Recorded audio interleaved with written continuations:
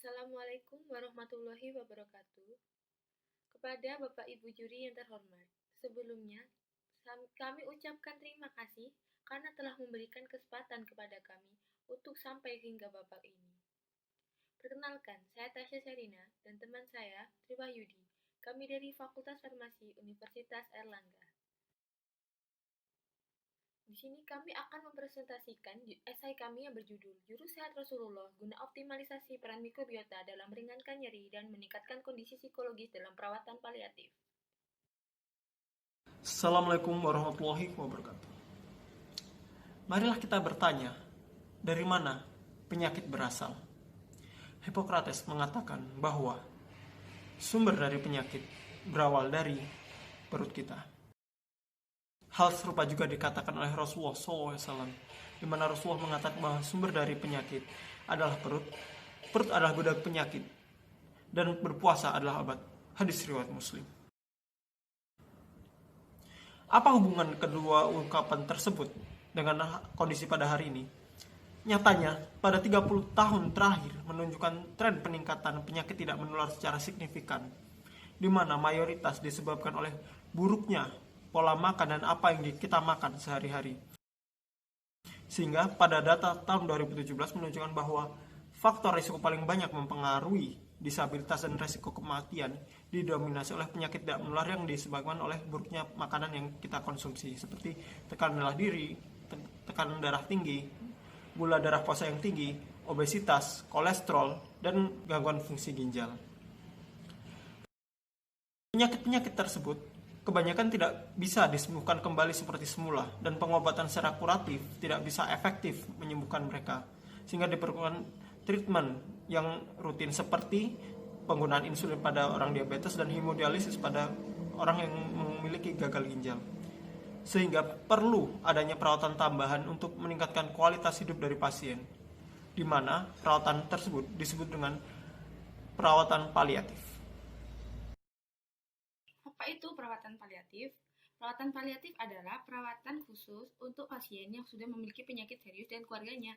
Tujuan dari perawatan ini adalah untuk meningkatkan kualitas hidup pasien dan keluarganya, sehingga mereka bisa hidup tanpa terbebas dari rasa sakit dan dapat meningkatkan kualitas hidup mereka.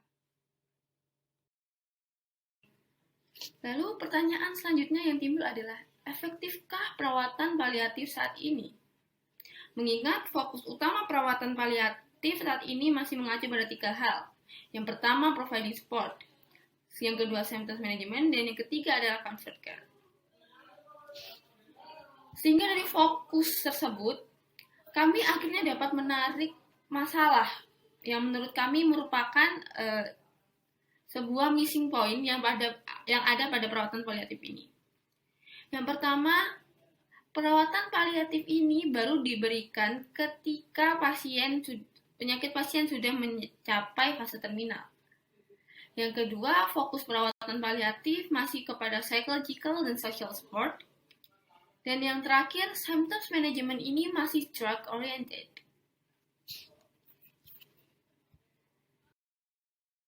Sehingga dari fokus tersebut, kami akhirnya dapat menarik masalah yang menurut kami merupakan sebuah missing point yang ada pada perawatan paliatif ini. Yang pertama, perawatan paliatif ini baru diberikan ketika penyakit pasien sudah mencapai fase terminal.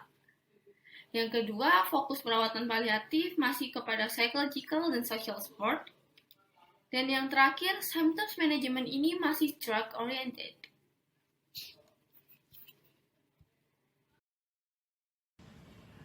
Dari masalah yang ada pada perawatan paliatif yang ada pada masa kini, kami menawarkan solusi terbaru pendekatan paliatif dengan pemahaman awal di mana semua penyakit berawal dari perut, yaitu pendekatan untuk mengoptimalkan peran mikrobiota yang sering disebut-sebut sebagai missing organ kita, di mana mikrobiota memiliki 3 fungsi utama, yaitu pertama fungsi protektif, di mana mereka mensekresikan senyawa antibakteri untuk melindungi tubuh kita dari bakteri patogen.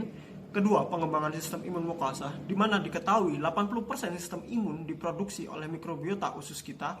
Dan ketiga, fungsi metabolik, di mana mikrobiota ini juga membantu memetabolisme makanan-makanan kita menjadi senyawa-senyawa lebih sederhana sehingga bisa diserap oleh tubuh. Lalu apa hubungannya dengan pasien paliatif? Ya, jadi perlu disadari bahwa tujuan utama perawatan paliatif adalah untuk meningkatkan kualitas hidup pasien.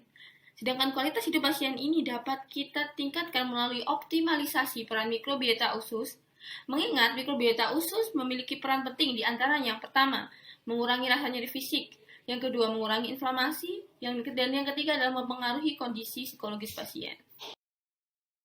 Lalu cara meningkatkan peran mikrobiota usus ini dapat kita lakukan dengan cara memodifikasi dietary yang pasien konsumsi.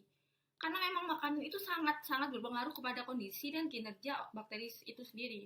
Nah, sedangkan dalam Islam kita tahu istilah yaitu makanan thayyiban, yaitu makanan yang akan memberikan dampak baik bagi kita. Nah, di sini kita mencoba menemukan korelasi antara ajaran Islam mengenai dietary dan dengan peningkatan peran mikrobiota usus yang kemudian kami sebut dengan jurus sehat Rasulullah. Jurus sehat Rasulullah pada dasarnya merupakan sebuah upaya untuk meningkatkan kesehatan dan kualitas hidup dari seseorang berdasarkan anjuran dari Rasulullah serta Al-Quran, di mana konsep ini serupa dengan Tibun Nabawi. Tapi jurus Rasulullah yang kami adopsi ini, kami menargetkan anjuran-anjuran yang berguna untuk meningkatkan atau mengoptimalisasikan peran mikrobiota bagi perawatan paliatif. Mulai dari pertama, yaitu berpuasa, di mana hadis telah menyebutkan bahwa berpuasa adalah obat. Dari sini ditemukan dua hikmah. Dari berpuasa mampu meningkatkan kemampuan autofagi sel tubuh, yaitu kemampuan sel tubuh untuk meregenerasi atau mendaur ulang sel-sel tubuh yang sudah lama menjadi sel-sel tubuh yang baru. Lalu yang kedua, hal ini berpuasa sangat berpengaruh bagi mikrobiota usus, di mana mampu meningkatkan jumlah bakteri komensal yang berguna bagi tubuh, menurunkan bakteri yang menimbulkan atau mempromosikan kanker kolorektal, serta mempertahankan keseimbangan mikrobiota usus dalam beberapa hari. Selanjutnya ada kurma dan madu. Kurma dan madu disebutkan salah satunya di Quran surat 16 ayat 68. Nah, kurma dan madu ini sangat bermanfaat karena memiliki fungsi manfaat diantaranya yang pertama meningkatkan fungsi metabolisme karena kurma dan madu mengandung oligosakarida yang dapat disediakan sebagai substrat prebiotik yang dapat difermentasi selektif dan serta dapat memodulasi keseimbangan mikroba untuk mendukung probiotik seperti lactobacillus dan bifidobakter. Yang kedua dapat membunuh bakteri patogen karena madu mengandung zat hidrogen peroksida, metilglioksal dan antimikroba lebah definsin 1. Yang terakhir dapat meningkatkan kesehatan usus besar karena kurma mengandung DPE dan DDE yang mampu secara signifikan meningkatkan pertumbuhan bakteri yang menguntungkan. Selanjutnya ada sayur dan buah. Nah, sayur dan buah ini disebutkan salah satunya di Quran surat Al-Baqarah ayat 61. Di dunia modern kita kenal dengan istilah Mediterranean diet, yaitu diet yang sangat berfokus kepada buah-buahan, sayur-sayuran, dan biji-bijian serta lemak sehat. Secara mengejutkan, Rasulullah sendiri juga sudah mencontohkan kita untuk menerapkan Mediterranean diet ini. Karena memang Mediterranean diet ini memiliki banyak manfaat, di antaranya yang pertama, meningkatkan fungsi kognitif dan menurunkan penanda inflamasi. Yang kedua, meningkatkan produksi asam lemak rantai pendek. Yang ketiga adalah memodulasi mikrobiota usus yang baik, sehingga pada akhirnya berpotensi untuk meregulasi proses metabolisme yang lebih sehat. Dan selanjutnya adalah minyak hati ikan. Minyak hati ikan ini juga sering disebut dalam hadis. Contohnya adalah hadis yang sudah tertera di sini. Nah, manfaatnya ada banyak. Yang pertama adalah dapat meningkatkan fungsi penghalang epitel pada usus dan mampu mengurangi kolitis klinis dan imunopatologi kolon. Yang kedua, dapat menjaga keseimbangan mikrobioma usus. Dan yang ketiga, meningkatkan kelimpahan general bakteri penghasil butirat. Dan yang terakhir adalah mencegah gangguan neuropsikiatri dan disbiosis.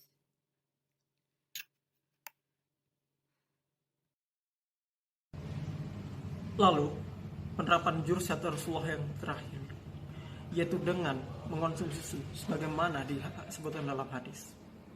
Tetapi perlu diketahui, susu yang dikonsumsi Rasulullah berbeda dengan susu yang kita konsumsi sekarang, di mana pada masa kini mayoritas susu telah lakukan proses pasteurisasi sehingga mengaktifasi enzim-enzim yang sebenarnya bermanfaat dan membunuh bakteri-bakteri yang sebenarnya bermanfaat juga bagi kita. Temuan terbaru menunjukkan bahwa dengan mengkonsumsi susu non pasteurisasi justru meningkatkan pertumbuhan bakteri dari genus Lactobacillus dan Bifidobacter yang mampu mengolah oligosakarida dan mampu meningkatkan kesehatan fisik dan kesehatan mental. Sehingga pada akhir kata dapat kita simpulkan, Jurusan Rasulullah merupakan salah satu pendekatan perawatan paliatif yang potensial untuk diaplikasikan dan diedukasikan karena bisa diaplikasikan sejak fase dini seorang menderita suatu penyakit yang dimana tidak mungkin disembuhkan. Hal ini dilakukan dengan meningkatkan kualitas kesehatan pasien secara menyeluruh, meredakan inflamasi, mengurangi rasa nyeri, dan meningkatkan kualitas psikologis dari pasien dengan aktivitas mikrobiota yang ada di perut kita. Sehingga pada akhirnya ilmu-ilmu yang pada Rasulullah ajarkan pada kita sebenarnya tetap relevan hingga saat ini, bahkan dalam perawatan paliatif. Sekian dari kami. Wassalamualaikum warahmatullahi wabarakatuh. Lalu, penerapan jurusan Rasulullah yang terakhir, yaitu dengan mengonsumsi susu sebagaimana disebutkan dalam hadis. Tetapi perlu diketahui, susu yang dikonsumsi Rasulullah berbeda dengan susu yang kita konsumsi sekarang, di mana pada masa kini mayoritas susu telah dilakukan proses pasteurisasi sehingga mengaktifasi enzim-enzim yang sebenarnya bermanfaat dan membunuh bakteri-bakteri yang sebenarnya bermanfaat juga bagi kita. Temuan terbaru menunjukkan bahwa dengan mengkonsumsi susu non pasteurisasi justru meningkatkan pertumbuhan bakteri dari genus Lactobacillus dan Bifidobacter yang mampu mengolah oligosakarida dan mampu meningkatkan kesehatan fisik dan kesehatan mental. Sehingga pada akhir kata dapat kita simpulkan, Jurusan Rasulullah merupakan salah satu pendekatan perawatan paliatif yang potensial untuk diaplikasikan dan diedukasikan karena bisa diaplikasikan sejak fase dini seorang menderita suatu penyakit yang dimana tidak mungkin disembuhkan. Hal ini dilakukan dengan meningkatkan kualitas kesehatan pasien secara menyeluruh, meredakan inflamasi, mengurangi rasa nyeri, dan meningkatkan kualitas psikologis dari pasien dengan aktivitas mikrobiota yang ada di perut kita. Sehingga pada akhirnya ilmu-ilmu yang pada Rasulullah ajarkan pada kita sebenarnya tetap relevan hingga saat ini, bahkan dalam perawatan paliatif. Sekian dari kami. Wassalamualaikum warahmatullahi wabarakatuh.